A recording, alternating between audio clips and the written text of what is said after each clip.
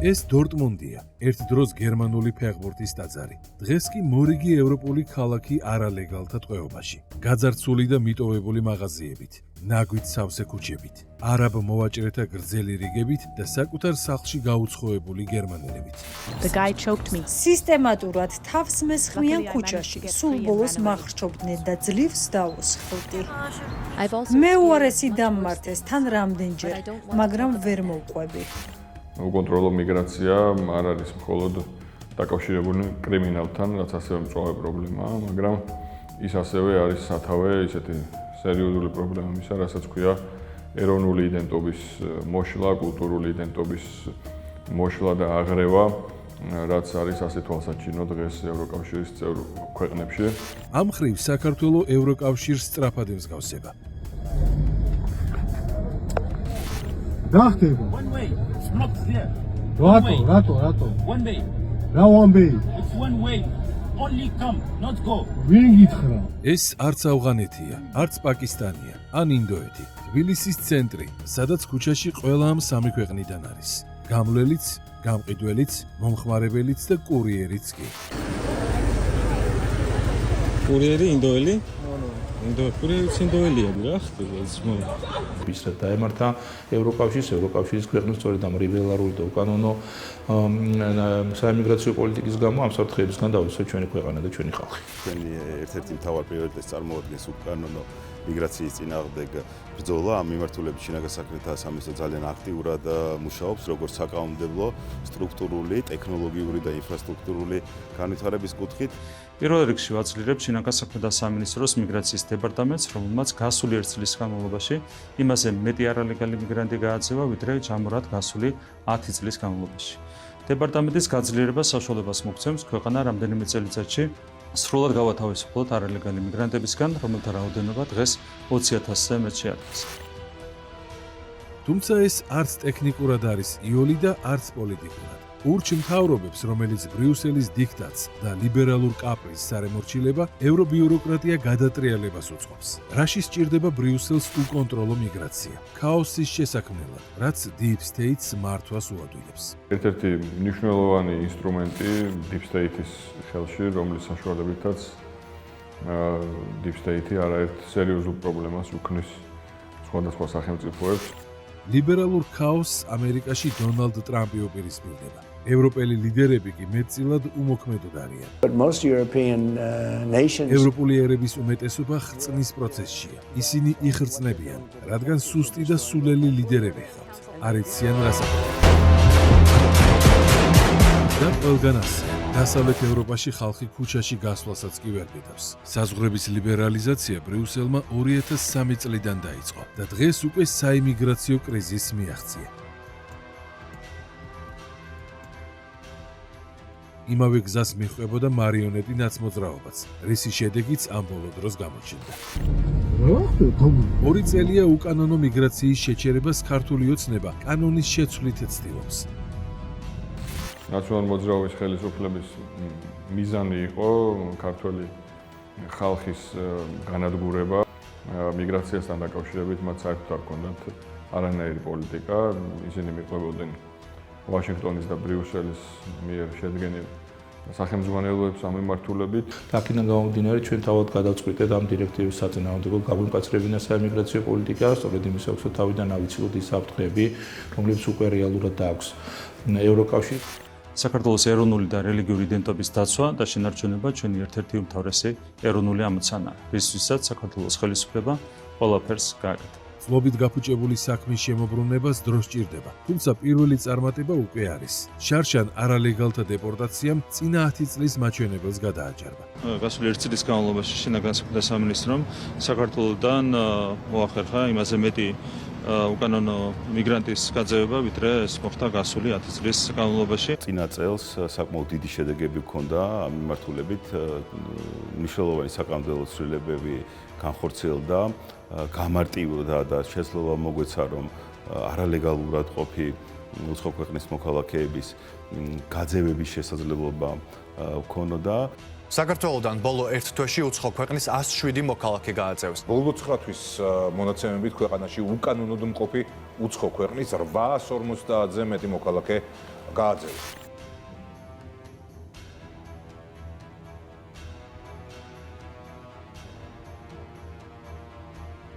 ხელი, რომელიც არ ღვევდა ქვეყანაში კანონიერ ყოფნის ვადებს, მათთვის გათვალისწინებული იყო მხოლოდ ფულადი სანქცია. საკმაოდ დაბალი იყო ეს სანქცია, მივდაგითხრათ, სამთვემდე ვადით თუ გადააცილებდა ქვეყანაში ყოფნის ვადებს, სულ რაღაც 180 ლარი იყო, ხოლო 360-ზე მეტი ვადით თუ არ ღვევდა ამ ვადებს, ამ შემთხვევაში უკვე 360 ლარს შეადგენდა ჯარიმა, რასაც რა თქმა უნდა არანაირი შემაკავებელი ეფექტი არ გააჩნდა.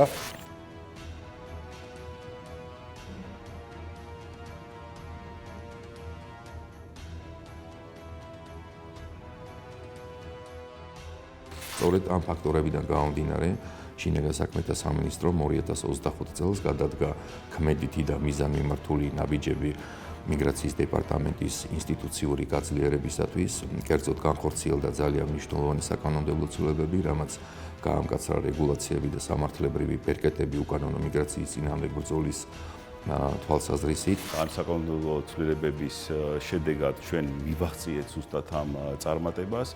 ასევე საკანონმდებლო ცვლილებების მიღმა ძალიან მნიშვნელოვანი იყო ჩვენს მიერ დაგეგმილი როგორც საპოლიციო ღონისძიებები, ასევე საპრევენციო ღონისძიებები. მაგალითად, 2022-ში გაძევებას მხოლოდ 168 მიგრანტი დაექვემდებარა, 2023-ში 101, 2024-ში 426, 2025-ში კი სტატისტიკა გასამაგდა და 1000-ს გადააჭარბა. 2026 წლის იანვარ-თებერვლის მონაცემებით უკვე 300-მდე პირია გაძევებული ქვეყნიდან. შინაგან საქმეთა სამინისტროს თითოეული დანაყოფი აგრძელებს ინტენსიურ მუშაობას არალეგალური მიგრაციის თითოეული ფაქტის გამოვლენის მიზნით და აღნიშნული პირების მიმართ მომავალშიც გაგრძელდება მსგავსი ღონისძიებების განხორციელება იმისათვის, რათა მინიმუმამდე იქნეს დაყვანილი ქვეყანაში არალეგალური მიგრაციის მაჩვენებელი. და ეს არამხოლოდ გამკაცრებული კანონების შედეგია. მინისტრისა და პრემიერის ინიციატივით არალეგალურ მიგრაციასთან ბრძოლის რესურსიც გაძლიერდა. მინისტრთან ერთად მომინახულია შინაგან საქმეთა სამინისტროს მიგრაციის დეპარტამენტის ახალი შენობა აშენდა, რომელიც პასუხობს თანამედროვე სტანდარტებს, ასევე განახლდა მატერიალურ-ტექნიკური ბაზა, აღჭურვილობა, რაც ძალიან მნიშვნელოვანია, თქვენ როგორც მოგეხსენებათ, უკანონო მიგრაციის წინააღმდეგ ბრძოლა არის ჩვენი ერთ-ერთი მთავრესი პრიორიტეტი. გაიზარდა მიგრაციის დეპარტამენტის ადამიანური რესურსი დამატებითი შტატების ხარჯზე, რამაც ძალიან მნიშვნელოვნად გააძლიერა დეპარტამენტის როგორც ოპერატიული, ასევე სპეციალიზებული მიმართულებით. ხუთჯერ არის გაზრდილი პერსონალის რაოდენობა მიგრაციის დეპარტამენტში, რაც ხაზს უსვამს ჩვენ სერიოზულ დამოკიდებულებას ამ საკითხის მიმართ. ჩვენი ამოცანაა, რომ საშუალოებიდან პერსპექტივაში მთლიანად გათავისუფლდეს ჩვენი ქვეყანა არალეგალი მიგრაციისგან. შენდა ახალი თანამედროვე სტანდარტებზე მორგებული შენობა, ხოლო დეპარტამენტის ყოფილი შენობა გადაკეთდება 150 კაცზე გათვლილი დროებითი განთავსების ცენტრად, რომელიც სრულად იქნება მორგებული უსაფრთხოებისა და ჰუმანური მოპყრობის სტანდარტებზე. დღეს გვაქვს მიგრაციის დეპარტამენტის ახალი შენობა, რომელიც სრულად არის აღჭურვილი როგორც თანამედროვე ტექნიკური, ისე თანამედროვე სივრცეებით მოწყობილი, გათვლილი 150 თანამშრომელზე. თუმცა სანამ განთავსების ცენტრში აღმოჩნდება, არალეგალი ჯერ საზღვარს კვეთს და ამდენად მიგრაციის კონტროლის საწყისი წერტილიც საზღვარია. თუმცა არა მხოლოდ ოფიციალური კვეთის პუნქტები, არამედ მათი შემოვლის გზებიც, ეგრეთ წოდებული მწვანე ზოლები.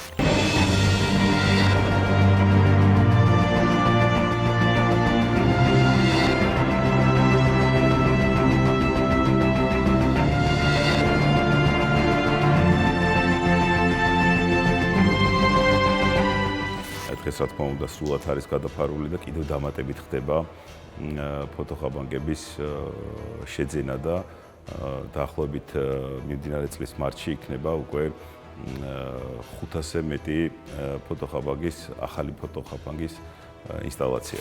ასევე გაიმართა სამართლებრივი ბაზა და მესაზღვრეებს, რომლებიც მწვანე საზღვარზე იცავენ ჩვენი ქვეყნის უსაფრთხოებას, მათ აქვთ კონკრეტული მექანიზმები, როგორც სისხლის სამართლის კოდექსის, ასევე ადმინისტრაციულ სამართალთა კოდექსით გათვალისწინებული და შეუძლიათ, რომ ებრძოლონ საზღვრის უკანონო კვეთის ფაქტებს და შემოვლით გზებს და ცხადია სასაზღვრო გამშვებ პუნქტებსაც ნარკოტიკის, ასევე ადამიანების ტრაფიკინგისთვის იყენებენ. და ორივე არაერთ სხვა დანაშაულსაც კვებავს. მათ შორის პროსტიტუციას, რომელშიც დიდწილად არალეგალი მიგრანტები არიან ჩართული. Give me money everywhere I go. They don't know how much they do. How did you do it? Full packet, everything, massage and sex, 200 lari. მასაჟის სალონში მასაჟი მხოლოდ დამატებითი სერვისია. Massage and sex, 1 hour time, 200 lari. This is how I do. ბარათით გადახდა არ არის. თუმცა არის სეზონური ფასდაკლებები, ისე როგორც ნებისმიერ სავაჭრო ბიზნესში და არის კომბინირებული ფასებიც. Massage, sexy. What a pity, I see money. Auto massage, yeah. Sex okay, huh? Sex okay. This is Polomodaki, huh? Massage, sex. Yes, I see that. არალეგალ მიგრანტებს არ აქვთ საბუთებიან რეგისტრაცია. შესაბამისად, მათი გამოვლენა და მიკვლევა რთულია. ძალიან მწირია ინფორმაცია თითოეულ ამ ადამიანთან მიმართებაში და ჩვენ უფრო მეტი ძალისხმევის გამოჩენა გვიწევს იმისათვის, რომ ვებრძოლოთ ასეთი ტიპის დანაშაულს. გაძევებად დაქვემდებარებული უცხოელის გამოვლენის პროცესი იწყება სხვადასხვა წყაროებიდან მიღებული ინფორმაციის დამუშავების საფუძველზე. ასევე ვიღებთ ინფორმაციას სამართალდამცავი ორგანოების მიერ, ოპერატიულ ინფორმაციას. ამის შემდეგ იწყება ოპერატიული ქმედებები, თვალთვალი, ფარული გადაღება თუ მიყურადება სამხილების მოსაპოვებლად. მასაჟის სალონებს გარდა ორგანიზებულ პროსტიტუციაში სასტუმროებიც არის ჩართული. რაც მეტია კომფორტი, ფასიც მატულობს და ადგილობრივი კადრიც მეტი ღირს. 2 საათი ჩდება. 2 საათი ჩდება საათი თუ ხოთაურს Сколько там ты сказал? До утра. Идем где? Да не бабки, деньги. Что? Бабки гони. Ეხლა დარეკეს ორი ხალი უნდა და რამდენში გაუწევ? შენ წუხელი 85 ქონდა? 85 მქონდა. იყო 66 ნომერი მე მგონი, თავის დუპლექსიანად. 55 ნომერი იყო ოფიციალურად, 11 იყო ისა სასტუმროებთან ერთად ორგანიზებული პროსტიტუცია სხვადასხვა მისამართზე არსებულ ბინებსაც იყენებს. შესაბამისად, კანონი მათ მფლობელებს დანაშაულის მონაწილეებად განეხილავს. პროსტიტუციის ხელშეწყობისა და პროსტიტუციისათვის ადგილის გადაცემის ბრალდებით 12 პირი დააკავეს და 13 ობიექტი დახურეს. საროსკიპო ადრე გირჩსაც ჰქონდა გახსნილი. პოლიტიკური პარტია გირჩი პროსტიტუციის ლეგალიზების მოთხოვნით გამოდის. მათ სიმბოლურად თბილისში საკუთარ ოფისში საროსკიპოს კი გახსნეს სახელწოდებით პიონერი. ისინი 4 საათში 59 ლარად და 90 თეთრად აქირავებენ. თუ ეს დანაშაულია ჩვენს დაგვიჭირონ, აცხადებენ ისინი და პროსტიტუციის ლეგალიზებას ითხოვენ. რაც შლის აკრძალვა. რა საიდან გამოვდივართ? ანუ მორალისადაა, ხო? რას უგზავნავთ, ის უგზავნავთ, ამაგზავნით, რას ვიღებთ? ჩემი სხეული ჩემი ნიშნავს მაგას და მათ შორის პროსტიტუციას არის რომ მე ჩემი სხეულით მინდა დავთოხნი და ესე ვიშოვი, ხუს მინდა წავალ და ჩემი მარჯვენის გამოყენებით და ჩემი პირის გამოყენებით ვიღაცას მივახწევინებ ორგაზმს და ამაში გამოვართმევ ფულს. იგივე ეხება მის უკანალსაც, რომლის გამომზეურებისთვის მეხუთე კოლონა მის ლამის გმიერად შენაცხა. გავიხადო და ტრაკი დავანახო.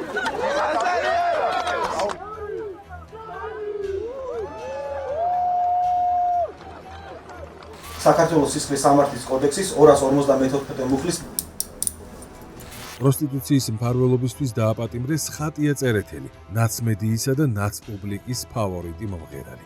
მომღერალს პოლიციელებმა ზუგდიდში გაანუმარტეს, რომ პროსტიტუციის ხელშეწყობის ბრალდებით იყო დაკავებული. დალუქეს მომღერლის კუთვნილი მასაჟის ცენტრი ჩუღურეთის რაიონში. სალონში კეთდებოდა სარელაქსაციო სპორტულ გამაჯანსაღებელი, დიახ, ესეთი მასაჟები კეთდებოდა. ჩვენთვის თუ შემოუთავაზებია სექსის ანაცნობ ფული. თქვენი ყოველდღე მთავაზობენ. მართლა? აბსოლუტურად. ასე უბამდა მხარს ნაცმედია გირჩი ჯაფარიძეს და ორივე ერთად პროსტიტუციის პროპაგანდაში იყო ჩართული. შეიძლება იყოს მნიშვნელოვანი გამოწვევა ორგანიზებული დანაშაულისთვის და აქ აუცილებლად უნდა გავიხსენოთ რამდენიმე მიმართულება, რომელშიც შესაძლოა ამ ადამიანების ასე ვთქვათ ჩართულობა იყოს საკმაოდ ასე პრობლემური, მაგალითად ნარკოტიკების წინააღმდეგ ბრძოლის მიმართულებასთან დაკავშირებით. გამოვლინდა არაერთი შემთხვევა, როდესაც ნარკორეალიზაცია ქსელური კურიერის სერვისით ხდებოდა, რაშიც ასევე არალეგალი მიგრანტები იყვნენ ჩართულნი. არიან ჩართულები როგორც ნარკოდანაშაულში, არალეგალები ისე სხვადასხვა დანაშაულებში და სწორედ ამ მიზნით ჩვენ როგორც უკვე ვთქვი, საკანონმდებლო ცვლილებები განვახორციელეთ, სტრუქტურულად გავაძლიერეთ მიგრაციის დეპარტამენტი, შევქმნით შესაბამისი ძალიან მნიშვნელოვანი ტექნოლოგიური მხარდაჭერის შესაძლებლობები.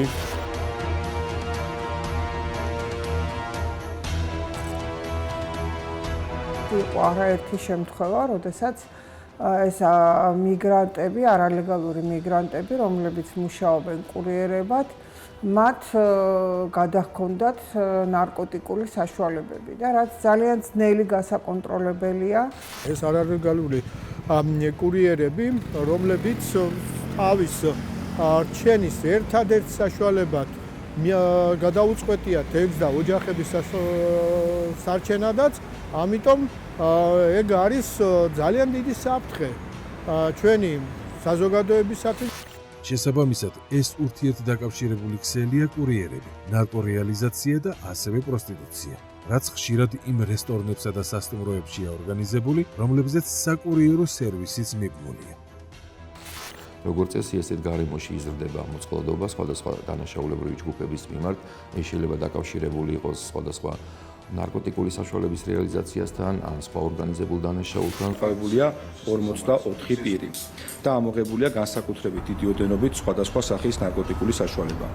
დაკავებულებს შორის არიან როგორც საქართველოს, ასევე უცხო ქვეყნის მოქალაქეები. ძალიან დიდია იმის ალბათობა, რომ ადამიანები, რომლებიც არალეგალურად შემოვიდნენ ქვეყანაში, ჩაერთვნენ ისეთ მძიმე დანაშაულში, როგორც არის ნარკოტიკების გავრცელება. ფაქტიურად პირდაპირ კავშირში არის ერთი მეორესთან და რაც ესე იგი ეს მიგრაციის პროცესები, რაც უფრო გახშირდა ქვეყანაში, მით უფრო იგრძნობა ის, რომ ნარკოტიკული ესე იგი მედიკამენტების შემოზიდვა ქვეყანაში ხდება უფრო ინტენსიურად. თუმცა ესეც რომ არალეგალური მიგრაცია პრობლემას სამუშაო ბაზარზეც ქმნის. სამშენებლო ასევე საკურიერო ბიზნესში ადგილობრივ კადრს იშვიათად თუ ნახავ. ძირითადად უცხოელები არიან და როგორც წესი არალეგალები. ისინი არ იხდიან გადასახადებს და შედეგად შრომის ბაზარზე არათანაბარ კონკურენციას ქმნიან. პირდაპირ კონკურენციას უქმნის ადგილობრივ შრომით ბაზარს, ვინაიდან იგი რეალურად აზიანებს წესების სრული დაცვით დასაქმებულ როგორც საქართველოს, ასევე უცხო ქვეყნის მოქალაქეებს, როდესაც კანონიერი სტატუსის გარეშე მყოფი უცხოელი დასაქმებულია ქვეყანაში. უცხოელების შრომითი საქმიანობა პირველი მარტიდან კანონით მნიშვნელოვნად შეიზღუდება. რაც შესაძლებლობას მოგცემს როგორც ქვეყნის ეკონომიკის, ისე ჩვენი მოქალაქეების ინტერესები სათანადოდ დავიცვათ. მთავრობა ამ კანონის ეფექტიან აღსრულებაზე სრულ პასუხისმგებლობას იღებს. ასევე იქნება მონაცემთა ბაზა, სადაც დამსაქმებელი უცხოელი მუშახელის სტატუსს გადაამოწმებს. შესაძლებლობა იქნებათ დამსაქმებლებს თითოეული დასაქმებული ძალიან მარტივად შეამოწმოს მისი ლეგალური თუ ალეგალური ქვეყანაში ყოფნის შესაძლებლობა. სანამ რეგულაციების სრულად ამოქმედება და არალეგალთა გაძევებები სათანადო მასშტაბს მიაღწევს, თბილისში ევროპული სცენები ჯერ ისევ ხშირია. მაგალითად, პაკისტანური ფოლკლორი თვითშემოქმედებითი კოლექტივების შესრულებით, დიღმის პარკში, ღამის პირველ საათზე, რის გამოც იქაურები ფანჯრის გაღებას ვერ ახერხებენ. ან დილიდან საღამომდე გახურებული ფეხბურთი საუბნო სტადიონებზე, რის გამოც ბავშვებს სახლში უწევთ გამოგება. ასევე გადატვირთული ტრანსპორტი, მიწის ქვეშ იქნება ეს თუ მიწის ზევით, ყველგან არალეგალები არიან. ესეთი უკონტროლო მიგრანტები, არალეგალური მიგრანტები ქმნიან სერიოზულ საფრთხეს. არის შემთხვევები ქუჩებში, ესე იგი, ცემის, შეურაცხყოფის, არასასურველი მოპყრობის, ასევე არის შემთხვევები ოჯახებში, მათი მიჭრის, რაღაც დამამცირებელი მოპყრობის და ესეთმა ფაქტებმა იმატა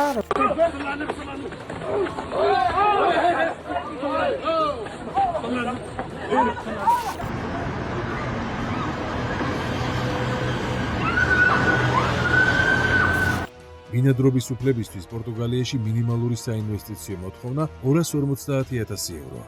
ესპანეთსა და საბერძნეთში დაახლოებით 9 მილიონი. ბრიტანეთში 2 მილიონი, ისევე როგორც ამერიკაში, სადაც დამატებით ოქროს ვიზასაც იძლევიან და ოჯახთან ერთად მუდმივი ცხოვრების უფლებას. 5 million for $5 million. 5 მილიონი, $5 მილიონ ეს შენი იქნება. ტრამპის ბარათი, ოქროს ვიზა. არ გაქვს 5 მილიონი, ან თუნდაც 1 მილიონი. მაშინ დარჩი სახლში. ამერიკა ფართოდ უღებს კარს ყველას, ვინც ქვეყნის ეკონომიკაში წვლილს შეიტანს. დანარჩენი მიგრანტებს კი ძალის გამოყენებით მასობრივად აძლევს.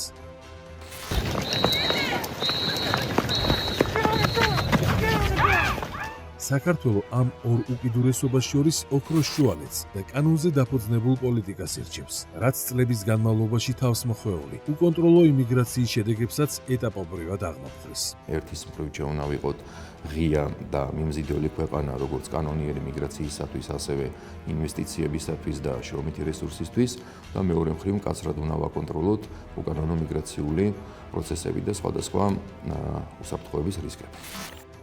ირონიულია, როდესაც თავისივე ლიბერალური საიმიგრაციო პოლიტიკით შექმნილ პრობლემას ნაცოპოზიცია Eagle Hills-ის რეკორდული ინვესტიციის დასაბლოკად იყენებს. იმ არგუმენტით, რომ შედეგად უძრავ ქონებას უცხოელები იყიდიან და შეგვავიწროვებენ. ჩვენი მიზანი არის დღევანდელი დღიდან, რომ 10,000-ობით ადამიანი ყავდეს, რომელიც უარს ეუბნება ამ პროექტს და ყველა ერთად ვეთქვით არაბულ ქალაქებს რას ვეთქვით? ისეთი ქვეყნებიდან, როგორიცაა არაბთა გაერთიანებული საემიროები, საუდის არაბეთი და ქუვეითი, მიგრანტები პრაქტიკულად საერთოდ არ ყავს. იყო მიზანმიმართული კამპანია, საბოლოო ჯამში იმ სტატისტიკამ, რომელიც ჩვენ გამოვაქვეყნეთ, მათ შორის Eagle Hills-ის პროექტთან დაკავშირებით დაადასტურა, რომ არავითარი არაბიზაცია საქართველოში არ ხდება და ყველაფერი წარიმართება ისე, როგორც ეს შედის ჩვენი ქვეყნის ინტერესებში. ბრიუსელიდან დაფინანსებული პროპაგანდა კი ყველაფერს უკუღმა წარმოაჩენს. არალეგალი მიგრანტის გაძევებას ადამიანის უფლების დარღვევა, უცხოელი ინვესტორის შემოსვლას კი ერის გადაშენების საფრთხე.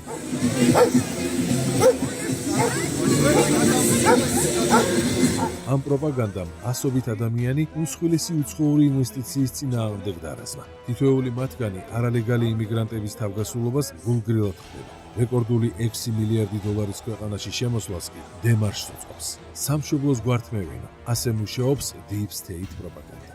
სქემა შემუშავებულია კრემლში, რომლის მიხედვითაც მკვიდრი ქართველი მოსახლეობა საჭიროა მოექცეს უმცირესობაში, ჩანაცვლდეს ის აზიელი განსაკუთრებით იმიგრანტებით. სრული აბსურდი, თუმცა პროპაგანდის სქემები იმდენად ეფექტურად აქვს ბრიუსელს დამუშავებული, რომ მის გასანეიტრალებლად ახსნა განმარტება მთავრობას მაინც უწევს. აჩხა მიგრაციულ გავლენას ერთერთხელ გავიხსენოთ, რომ დაახლოებით 16,000 ბინა სახლი აშენდება ორივე ტერიტორიაზე და გახსოვთ, რომ Eagle Hills-ის დამფუძნებელმა ბატონმა ალაბარმა განაცხადა, რომ ის ვარაუდობს დაახლოებით 60%-ის გაყიდვას საერთაშორისო კლიენტებზე.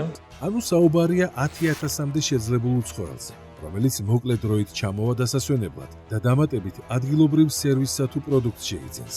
მეხუთე კოლონა ამას მთავრობის მიერ ერის ჩანაცვლებად წარმოაჩენს. წლობით თავს მოხეულ უკონტროლო იმიგრაციას კი სიკეთეთ. ამ სიკეთის ფასი ევროპაში უკვე იციან. Please do this, higher. Traitors, mate, a lot of you. This is our country. You should be here standing with us. ეს ლონდონია, სადაც ასობით ათასი ადამიანი ბრიუსელის საიმიგრაციო დიქტატს ქუჩაში აპროტესტებს.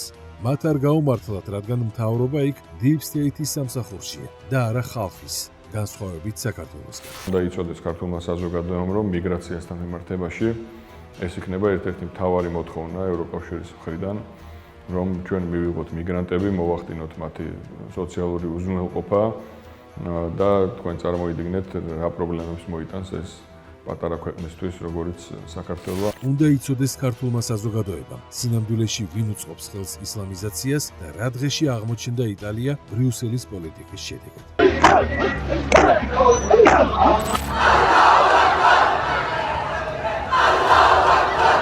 მუსლიმი ემიგრანტები იქ უკვე ეკლესიებს ანგრევენ, მასობრივად ხსნიან მეჩეთებს. ძარცვავენ და ოპატიურებენ ადგილობრივებს. იგივე პროცესებია საბერძნეთში, სადაც მთავრობა იძულებული გახდა უარი ეთქვა ბრიუსელისთვის. ყველაფერზე წავალთ, რომ ჩვენი სამშობლო დავიცვათ იმისგან, რაც ჩვენს თავს ხდება. ღია საზღვრების თავს მოხვეულმა პოლიტიკამ ჩვენი საზოგადოება, კულტურა და მომავალი საფრთხის წინაშე დააყენა. ეს შეცდომა ამერიკამ ევროპასთან ერთად უნდა გამოასწოროს. ერთად დავიცვათ ჩვენი ქრისტიანული ფესვები და კულტურა. თუ ევროპა ამისთვის მზად არ არის, ჩვენ მარტო ბრძოლისთვისაც მზად ვართ. იმავეს უთვლის ევროპას დონალდ ტრამპი, მათ შორის გაეროს ტრიბუნიდან. It's time to end the failed experiment of open. დროა დაასრულოთ ღია საზღვრების ექსპერიმენტი და თან დაუყოვნებლივ, რადგან თქვენი ქვეყნები პირდაპირ გზით ჯოჯოხეთისკენ მიექანებიან. ევროკავშირისგან განსხვავებით, უკანონო მიგრაცია საქართველომ დროულად დაამოხროჯა და პოლიციაც განსაკუთრებული ზომების გარეშე წარმატებით ახერხებს მის უკუქცევას. უკანონო მიგრაციის წინააღმდეგ ბრძოლის მიმართულებით გვაქვს უპრეცედენტო შედეგები. რა თქმა უნდა, ეს არის სამართალდამცავი ბლოკის დამსახურება და იმ ახალი ასე ვთქვათ, სახეების დამსახურება, რომლებიც ჩვენს გუნდში არიან. ბოლო 7 წლის განმავლობაში 25 წელს 1300-ზე მეტი არალეგალი იქნა ქვეყნიდან გაძევებული, მიმდინარე თვეს იანვარში 200-ზე მეტი არალეგალი არის უკვე გაძევებული და ფიქრობთ წლის ჭრილში 2026 წელს ეს იქნება დაახლოებით 3500-4000 არალეგალის გაძევების შესაძლებლობა. ეს კი იმას ნიშნავს, რომ 2012 წლის შემდეგ არალეგალურ მიგრაციასთან ბრძოლა 10-ჯერ და მეტად იზრდება და ნიშნავს იმასაც, რომ დანარჩენი ევროპისგან განსხვავებით, ისლამიზაცია და გადაგვარება საქართველოს არ ემუქრება. მას ეროვნული მთავრობა, ქართული პოლიცია საიმედოდ იცავს.